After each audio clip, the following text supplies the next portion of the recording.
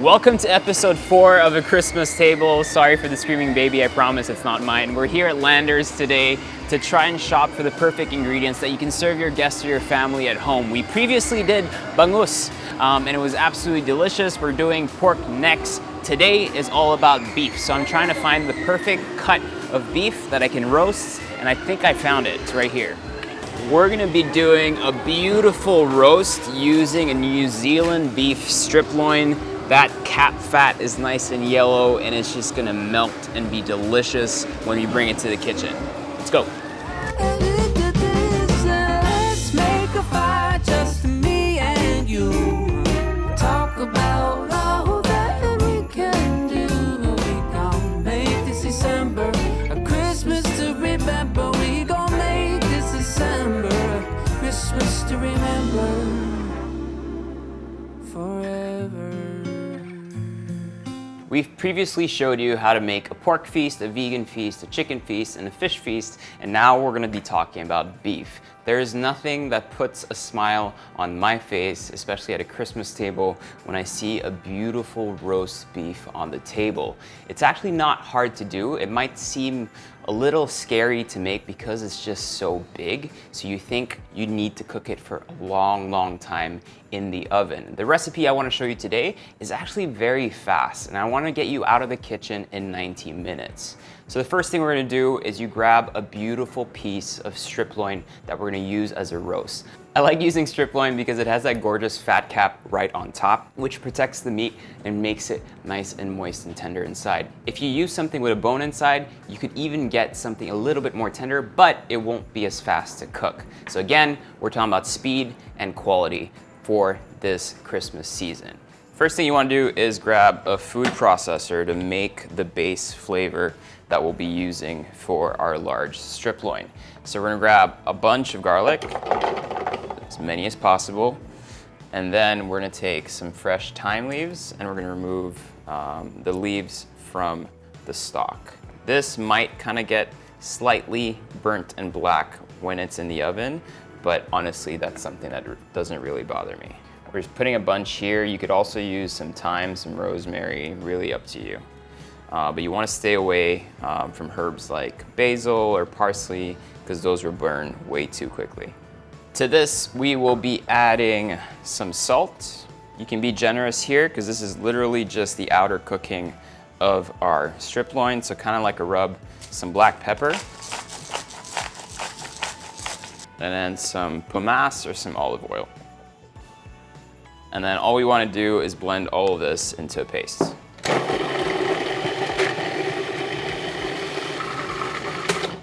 You'll see that it'll be a nice fine paste.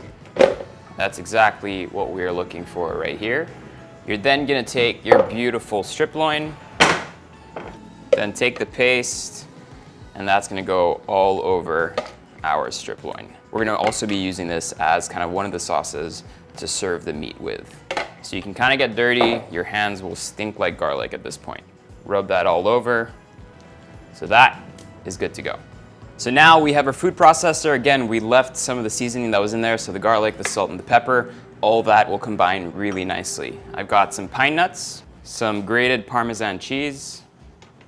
We're gonna put some flat leaf parsley in there. Honestly, I don't mind the stalks in this recipe, so you can go ahead and put it with the stalks if you want to.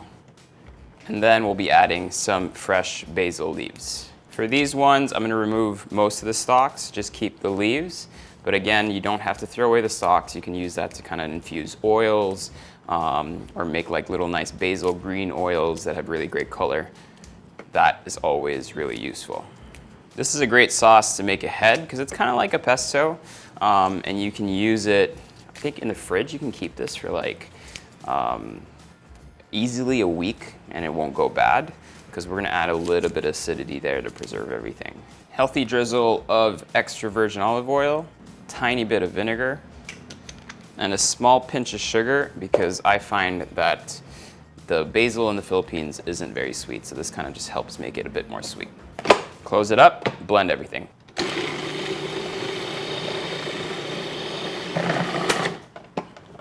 Open it up, and then from time to time, just scrape down the sides to make sure everything's getting blended properly.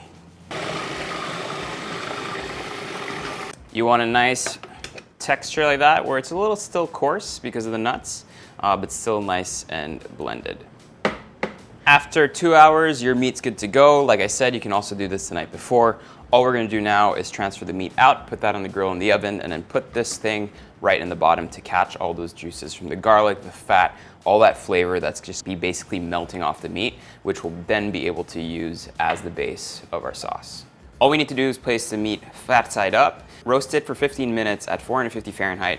Then we're gonna reduce the temperature to 350 Fahrenheit. That is gonna cook for at least 35 to 40 minutes, depending on the thickness and the weight of your strip loin. This is probably like my favorite purchase this year, honestly.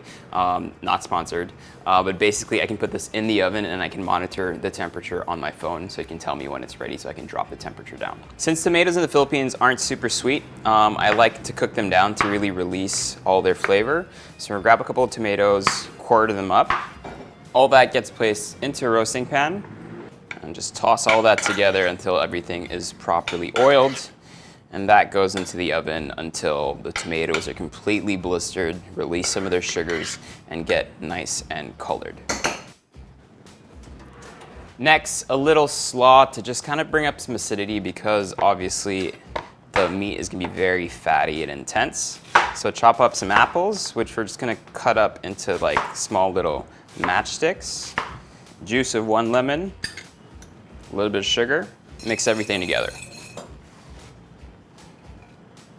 Just mix everything together so that the apples don't get brown. The acidity of the lemon will protect the color of the apples.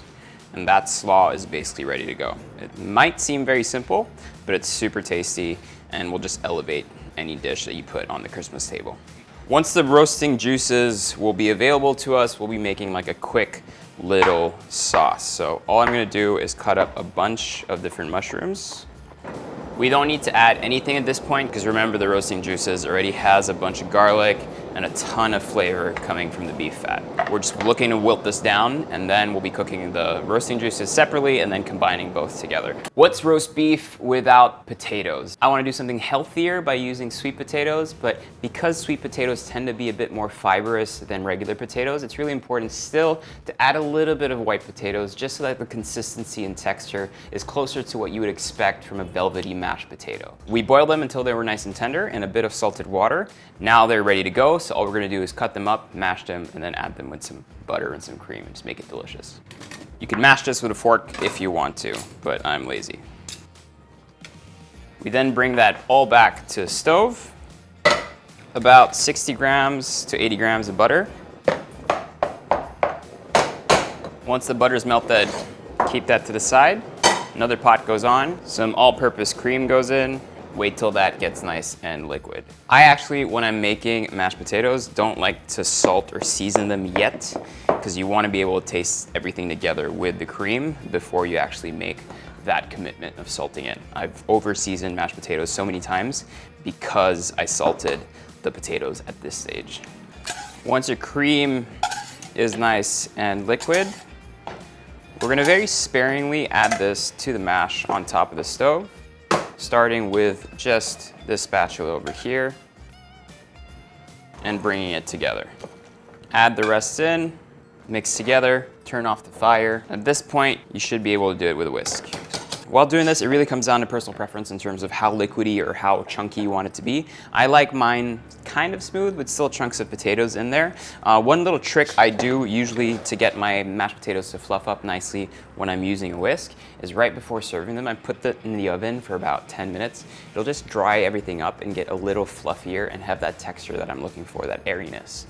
Only at this point will I season it with a little bit of salt, and then if you're feeling naughty, you can always add more butter. We're gonna take it out now. I'm first gonna take all the drippings, transfer that into my saucepan.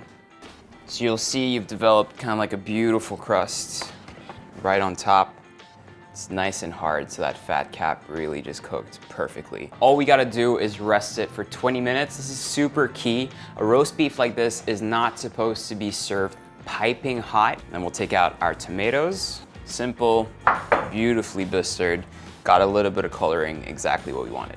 We got all these beautiful roasting juices. All we're gonna do is add a little bit of flour, so about 1 tablespoon to the jus. Mix everything together, make sure it's not lumpy. So that has trapped absolutely all the flavor from the cook. You'll see that very quickly the fat and the flour will basically thicken each other out. So let that come to like a really slight boil, and then as it thickens, we add it to the mushrooms. Once it's thickened slightly, transfer all of it to the mushrooms, and then we're gonna let all those flavors boil down together. At this point, you can already taste it.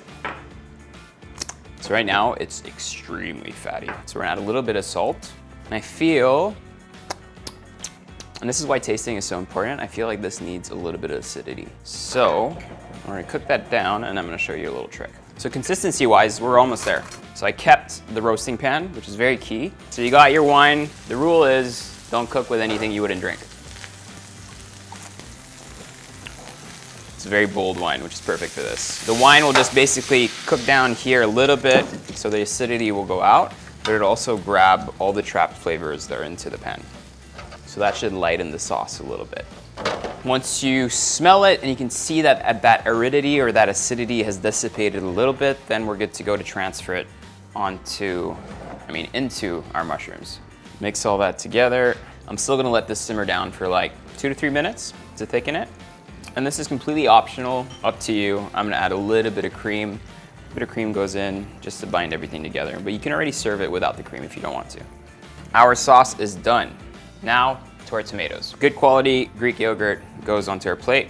This is gonna be like the perfect acidic balance to the fattiness of the beef. Spread that out, grab our tomatoes, some black pepper, beautiful drizzle of olive oil. You can add some greens and stuff to that if you want to. First side dish, done. Let's transfer everything to like bowls and stuff.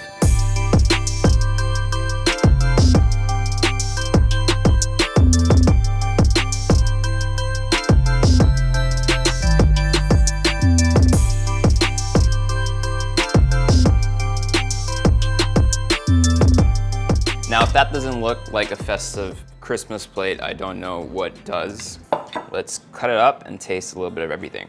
That sauce, a little bit of the pesto in there, and that balance is just beautiful. A little bit of the sweet potato mash. Like I said in the beginning, it's all about getting you in and out of the kitchen in like 90 minutes. Very quick prep, very beautiful looking food. Spend more time with your friends and family, less time in the kitchen. This is almost the last video we're doing, so if you haven't catched all the previous episodes, please make sure you do so. The next one that's coming out tomorrow is like this crazy seafood Christmas Filipino style burrito, which I think will be a great addition to any Christmas table. So make sure you catch that. We did about 6 videos all total, and I hope you guys enjoy it. Peace out.